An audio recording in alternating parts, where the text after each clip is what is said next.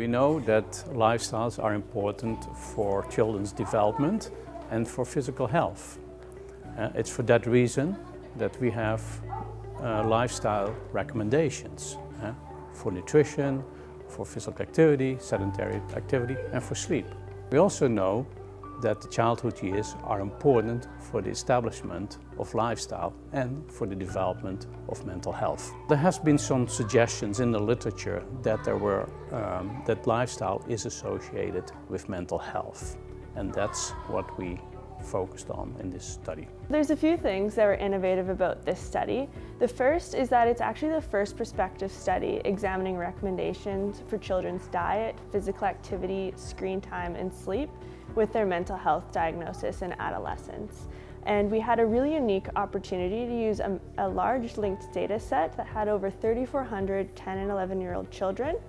And this was linked to their administrative healthcare data until they turned 14 years old. And the other thing that was really innovative is we looked at 9 different lifestyle behaviors. And we looked at recommendations for each of these behaviors in association with mental health status. And so mental health in this study, we wanted to look at it broadly. And so that included physician visits for internalizing, externalizing, and other mental health disorders in the 4 years following the date of the survey. When we looked at the 9 recommendations, children that met 4 to 6 recommendations compared to children that met 1 to 3 recommendations, that was associated with 39% fewer mental health visits in the 4 years following the time of the survey.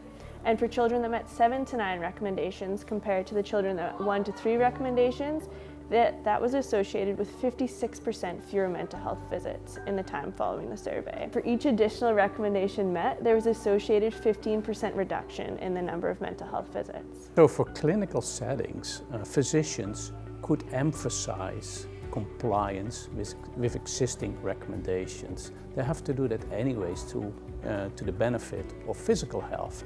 And here's also possibly the opportunity to improve mental health. So lifestyle behavior recommendations exist for a reason, as they promote children's physical health and healthy development.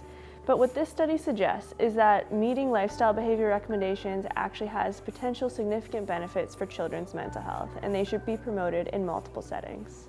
My name is Paul Veugelers. My name is Loewen. This is Public Health. And this is Public Health.